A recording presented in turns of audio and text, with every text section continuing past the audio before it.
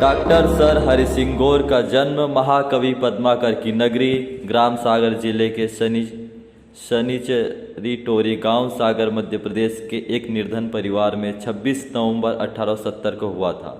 आप सभी को डॉक्टर हरि सिंह गौर की 151वीं जयंती पर हार्दिक शुभकामनाएं।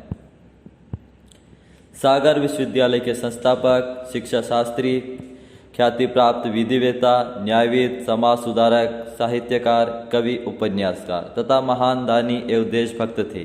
वह 20वीं शताब्दी के सर्वश्रेष्ठ शिक्षा मनीषियों में से थे। वे दिल्ली विश्वविद्यालय तथा नागपुर विश्वविद्यालय के उपकुलपति रहे। भारतीय संविधान सभा के उपसभापति, साइमन कमीशन के सदस्य तथा रॉयल सोसाइटी फॉर लिटरेचर के फेलो भी रहे।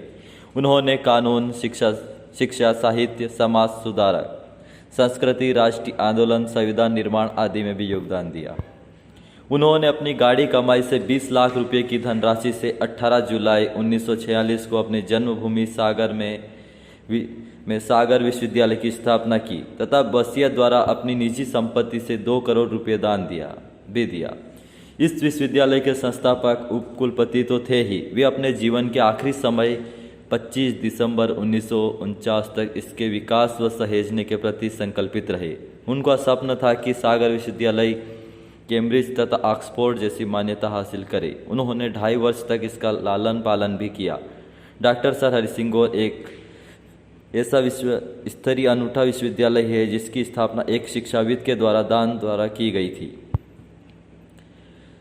डॉक्टर हरि सिंह गौर के जीवन की बात करें तो उन्होंने सागर के ही गवर्नमेंट हाई स्कूल से मिडिल शिक्षा प्रथम श्रेणी में हासिल की। उन्होंने छात्रवृत्ति भी मिली, जिसके सहारे उन्होंने पढ़ाई का क्रम जारी रखा। मिडिल से आगे की पढ़ाई के लिए जबलपुर गए, फिर महाविद्यालय शिक्षा के लिए नागपुर के हिसल्प कॉलेज में गए, दाखिला ले लिया, जहां से उन्होंने इंटरमीडिएट की परीक्षा भी प्रथम श्रेणी में की थी। वे प्रांत में प्रथम रहे तथा पुरस्कारों से नवाजे गए। सन 1889 में उच्च शिक्षा लेने इंग्लैंड गए। सन 1892 में दर्शन शास्त्र व अर्थशास्त्र में ऑनर्स की उपाधि प्राप्त की। फिर 1893 में एमए, सन 1902 में एलएलएम और अंततः सन 1908 में एलएलडी किया। कैम्ब्रिज में पढ़ाई में से जो समय बचता था उसमें वे ट्रिनिटी कॉलेज में डी.लिट तथा एलएलडी की पढ़ाई करते थे। उन्होंने अंतर विश्वविद्यालय शिक्षा समिति में कैम्ब्रिज विश्वविद्यालय का प्रतिनिधित्व किया, जो उस समय किसी भारतीय के लिए गौरव की बात थी। डॉक्टर सर हरि सिंह गौर ने छात्र जीवन में ही 2 काव्य संग्रह दी, stepping westward and the other poems and Raymond Diamond की रचना की, जिससे सुप्रसिद्ध रॉयल सोसाइटी ऑफ लिटरेचर द्वारा उन्हें स्वर्ण पदक प्रदान किया गया। सन 1912 में वे बैरिस्टर होकर स्वदेश आ गए। डॉक्टर सर हरि सिंह गौर ने 20 वर्षों तक वकालत की तथा प्रिवी काउंसिल के अधिवक्ता के रूप में शोहरत अर्जित की। वे कांग्रेस पार्टी के सदस्य रहे, लेकिन 1920 में महात्मा गांधी से मतभेद के कारण कांग्रेस छोड़ दी। वे 1935 तक विधान परिषद के सदस्य रहे। वे भारतीय संसदीय समिति के भी सदस्य रहे। भारतीय संविधान परिषद के सदस्य के रूप में संविधान निर्माण में अपनी दायित्वों का निर्वहन किया।